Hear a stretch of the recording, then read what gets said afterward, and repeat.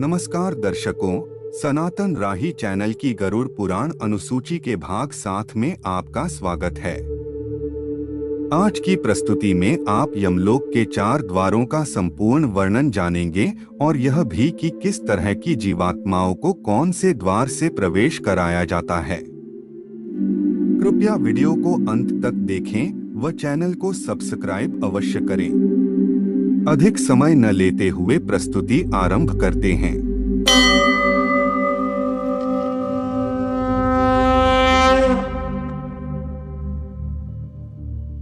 वह यमपुरी बहुत विशाल है।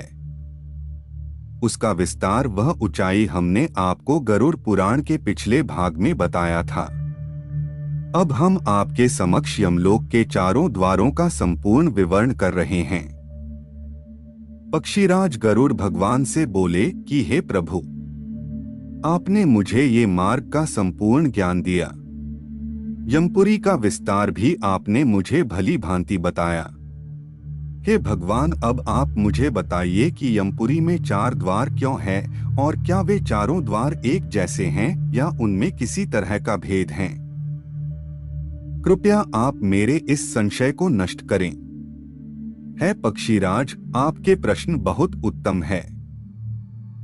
यह प्रश्न मनुष्य जाति के लिए लाभकारी सिद्ध होंगे। तुम इनके उत्तर सुनो। यमपुरी में कुल 4 द्वार हैं। पूर्व, उत्तर, पश्चिम और दक्षिण। इन सभी 4 द्वारों की अपनी ही अलग विशेषताएं हैं। सर्वप्रथम मैं तुम्हें यमपुरी के पूर्व द्वार का महत्व बता रहा हूं। यमपुरी का पूर्व द्वार बहुत ही सुंदर है। वहां फहराती हुई सैकड़ों पताकाएं उसकी शोभा बढ़ाती है। हीरे, नीलम, पुखराज और मोतियों से वह द्वार सजाया हुआ है। वहां गंधर्वों और अप्सराओं के गीत और नृत्य होते रहते हैं। उस द्वार से देवताओं, ऋषियों, योगियों, गंधर्वों, सिद्ध, मुनिजनों, यक्षों और विद्वानों का प्रवेश होता है। उत्तर द्वार। इस नगर का उत्तर द्वार घंटा, छत्र तथा नाना प्रकार के रत्नों से अलंकृत है। वहां वीणा और वेणु की मनोहर ध्वनि गूंजती रहती है। गीत, मंगल गान तथा ऋग्वेद आदि के उच्चारण वहां होते रहते हैं। वहां महर्षियों का समुदाय विराजमान रहता है। उस द्वार से उन्हीं पुण्य आत्माओं का प्रवेश होता है जो धर्मज्ञ और सत्यवादी है, जिन्होंने गर्मी में दूसरों को जल पिलाया और सर्दी में अग्नि का सेवन कराया है, जो थके वहारे हुए मनुष्यों की सेवा करते और सदा प्रिय वचन बोलते हैं, जो दाता यानी दान देने वाले गुरु और माता पिता के भक्त हैं तथा जिन्होंने ब्राह्मणों की सेवा और अतिथियों का पूजन किया है। वे उत्तर द्वार से ही पुरी में प्रवेश करते हैं। पश्चिम द्वार। यमपुरी का पश्चिम महाद्वार भांति भांति के रत्नों से विभूषित है। विचित्र विचित्र मणियों की वहां सीढ़ियां बनी हैं। देवता उस द्वार की शोभा बढ़ाते रहते हैं। वहां ढोल, मृदंग और शंख आदि यंत्रों की ध्वनि हुआ करती है। सिद्धों के समुदाय सदा हर्ष में भरकर उस द्वार पर मंगल गान करते हैं। जो मनुष्य भगवान शिव की भक्ति में संलग्न रहते हैं, जो सब तीर्थों में गोते लगा चुके हैं, जिन्होंने पंचाग्नि का सेवन किया है, जो किसी उत्तम तीर्थ स्थान में अथवा कालिंजर पर्वत पर प्राण त्याग करते हैं, और जो स्वामी मित्र अथवा जगत का कल्याण करने के लिए एवं गांव की रक्षा के लिए मारे गए हैं, वे शूरवीर और तपस्वी पुरुष पश्चिम द्वार से यमपुरी में प्रवेश करते हैं। है गरुड़, अब मैं तुम्हारे समक्ष यमपुरी के सबसे पीड़ाजनक व विकराल द्वार का वर्णन कर रहा हूं।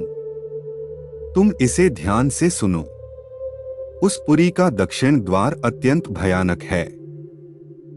वह संपूर्ण जीवों के मन में भय उत्पन्न करने वाला है। वहां निरंतर हाहाकार मचा रहता है और सदा अंधेरा छाया रहता है। उस द्वार पर तीखे सिंध, कांटे, बिच्छू, सांप, वज्र, मुख कीट, भेड़िए, व्याघ्र, रीछ, सिंह, गीदड़, कुत्ते, बिलाव और गिद्ध उपस्थित रहते हैं। उनके मुखों से आग की लपटें निकला करती है। जो सदा सबका हित करने वाले पापी आत्मा है, उन्हीं का उस मार्ग से पुरी में प्रवेश होता है। जो ब्राह्मण, बालक, वृद्ध, रोगी, शरणागत, विश्वासी, स्त्री, मित्र और निहत्थे मनुष्य की हत्या कराते या करते हैं, पराई स्त्री के साथ संबंध करते हैं, दूसरों के धन का अपहरण करते हैं, संपत्ति हड़प लेते हैं, दूसरों को जहर देते और उनके घरों में आग लगाते हैं, किसी के वस्त्र, वस्तु और आभूषण की चोरी करते हैं, दूसरों की व्यवस्था देखकर उनके प्रति क्रूरता का बर्ताव करते हैं, सदा झूठ बोलते हैं, नगर, राज्य तथा राष्ट्र को महान दुख देते हैं, झूठी गवाही देते, कन्या बेचते, अभक्ष भक्षण करते, माता पिता को कटु वचन सुनाते तथा और भी अन्य प्रकार के महापापों में संलग्न रहते हैं, वे सब दक्षिण द्वार से यमपुरी में प्रवेश करते हैं। हे खगेश, आशा है कि मेरे द्वारा बताए गए वचनों से तुम्हारे यह संशय नष्ट हो गए होंगे। वर्तमान में मनुष्य अपनी मानसिकता और विचारों के कारण ही अपने जीवन को स्वर्ग व नरक में परिवर्तित करता है। वह मनुष्य यह नहीं सोचता कि जीवन केवल मृत्यु तक ही नहीं अपितु मृत्यु के पश्चात भी है और बुरे कर्मों का वास्तविक फल तो मृत्यु के बाद ही मिलता है। आज के लिए केवल इतना ही। हम आशा करते हैं कि हमारी आज की प्रस्तुति आपको पसंद आई होगी। अपने विचार हम सभी के समक्ष अभिव्यक्त करने के लिए कमेंट करें, वीडियो को शेयर करें, वह चैनल को सब्सक्राइब करें।